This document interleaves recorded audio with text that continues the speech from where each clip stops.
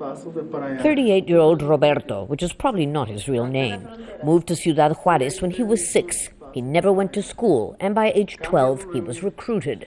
I was working in a mechanic's workshop and saw these guys who always had money, fancy cars, and went to good restaurants. One of them gave me a bit of drugs to sell, and that's how it started. First 500 pesos worth, then 1,000, then 2,000 pesos. Then I recruited my brother, who was working at a factory 12 hours a day for the minimum wage. My dream was to be someone big. You mean more important? Yes, more important, and I achieved it. I went far in the organization. I rubbed shoulders with the important people. Before, the business was more peaceful. There was a lot more money on the streets. I even bought racehorses and raced them. That's a drug trafficker's dream. The racetrack is where the traffickers hung out and I beat some of the biggest fish. That was my dream. Now, they're all dead. I think I'm the only one that's still alive. When did things start getting ugly, I ask? When the war between the cartels began. A lot has happened. They killed my son and my father. Before that, I lost a brother. He was 14, 15, and then the other brother.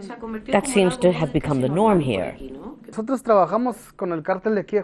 We worked with the Juarez Cartel, but then another guy in the cartel tried to take over. We were buying by the kilo and had a lot of people working for us. And so the war began. And it's still on. He looks nervous, always looking over his shoulder. Business is not as profitable anymore, and it's much more risky, more violent. You're always afraid that the very people you sell to are from the other rival side. Have you killed people too, I ask? No, I don't like killing people, except the ones who killed my family. I had them killed, but I didn't do it personally. I don't stain my hands with blood. Now he says he wishes he'd never got involved in the business, although he doesn't seem to know how to leave it. Do you think the new government can change anything? The law shouldn't get involved with the traffickers.